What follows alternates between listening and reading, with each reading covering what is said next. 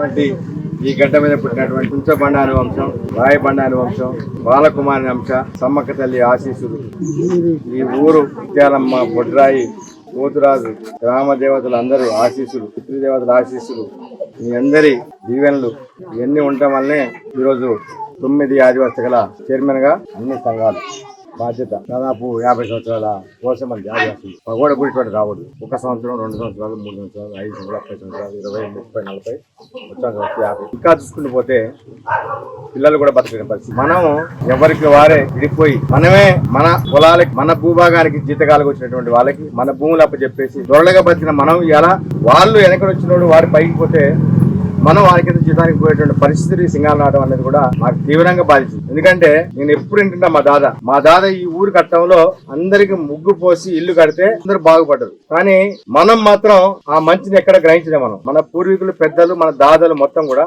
ఒకప్పుడు ఒక పంచాయతీ చేస్తే ఈ రోడ్డు మీద ఉన్నటువంటి కమ్మలు కావచ్చు, రెడ్డోళ్ళు కావచ్చు, వాళ్ళు నిలబడి చింత చెట్టు కింద తప్పైందని ఒప్పుకొని వెళ్ళిపోయేటువంటి అంతటి శక్తివంతమైనటువంటి దొరల వారసత్వం కలిగినటువంటి వాళ్ళం మనం అందరం కూడా. మరి వాళ్ళ ఏం పరిస్థితి ఏంటి? ఇట్లా చూసుకుంటూ పోతే ఈ గ్రామమే కాదు, చుట్టుపక్కల గ్రామాలు, ఈ మండలాలు, ఈ ఏజెన్సీ, ఈ రాష్ట్రం, ఈ 5వ షెడ్యూల్ భూభాగంలో మొత్తం కూడా ఇదే పరిస్థితి అయింది. అందుకని ఏది ఏమైనా సరే నేను కూడా మీరందరూ రేపు భద్రాచలం ధర్మయుద్ధానికి వస్తున్నాను. నేను అట్లనే అప్పుడు 2017 సరూనగర్ కి మామూలుగానే అందరూ పోతారు కదా, పో అంటే నా భార్య నువ్వు ఇంట్లో కూర్చొని టీవీ చూసుకుంటూ ఫోన్లు మెసేజ్ పెడుతుంటే ఆ పెద్ద మనుషులు మెట్ల బాబాయ్ గారు, గొంజు వెంకటరమణ మా అన్నయ్య అంత కష్టపడుతున్నది. పోవా అంటే పోయినా. నేను ముందు రోజు పోయినా, తెల్లారి పొద్దు నుంచి సాయందాకా నాకు విన్న తర్వాత అర్థమైందంటే స్టేజ్ ముందు నేనున్నా, స్టేజ్ పైన బాబురావు గారు, అందరు ఉద్యమ నాయకులు అందరూ ఉన్నారు. వాళ్ళని ఆదిలాబాద్ అందరూ చూసిన తర్వాత వాళ్ళు పొద్దున్న కూర్చుంటే 6 కూర్చుంటే 6 దాకా అట్లే ఉన్నారు. తెచ్చుకున్న రొట్టె తింటున్నారు, నీళ్ళు తాగుతున్నారు, అట్లే ఉన్నారు. వాళ్ళని చూసినాక అనిపించింది ఎంత కష్టం ఉంటే వాళ్ళు పొద్దున్న కూర్చున్న వాళ్ళు సాయంత్రం కూర్చుని అనిపించింది నాకు. అప్పుడే పెద్దలు అంటారు ఎక్కడో కూర్చుంటే జ్ఞానోదయం అయితే అన్నట్టు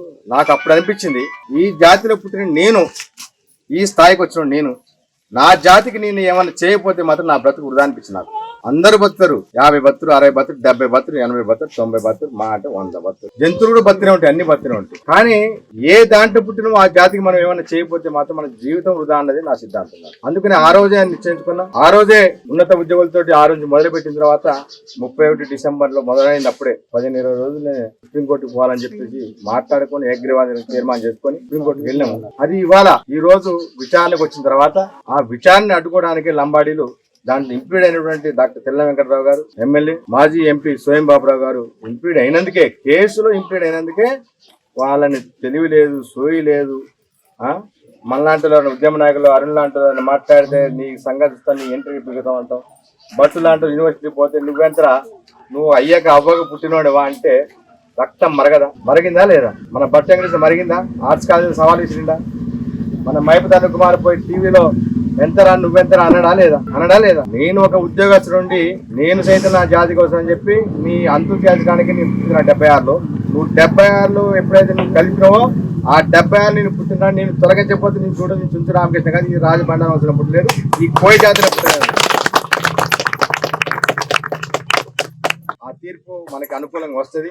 రేపటి ధర్మయుద్ధం సభతోటే ఇప్పటికే జోడయాత్ర లొట్టపిట్ట గండి మొదలు పెట్టిన తర్వాత ఒక్కడి నోరు కూడా లేగట్టి అమ్మడం నోరు టీవీలో ఎవ్వరు కనబట్టే, వాట్సాప్ లో మొత్తం మనయే, మన యాత్రే, మన పాటలే, మొత్తం మనయే. ఇట్లనే మొత్తం ఊరు వాడే లొట్టపిట్ట గండి నుంచి మొదలు పెడితే వాజేడు, వెంకటాపురం, చెర్ల, దుమ్ముగూడెం, భద్రాచలము, బూర్గంపాడు, అశ్వాపురము, మనుగూరు, పినపాక, కరగూడెం, గుండాల, ఆలపల్లి, టేకులపల్లి, ఇల్లెందు, బయ్యారం, సింగారం. ఎక్కడ చూసినా మహిళలే, మొత్తం ఎక్కడ చూసినా మహిళలే. ఇవాళ నవరాత్రి ఉత్సవాలు నడుస్తున్నాయి, అమ్మవారి ఉత్సవాలు నడుస్తున్నాయి. అమ్మవారు ఎప్పుడు ఆగ్రహమైంది తెలుసా?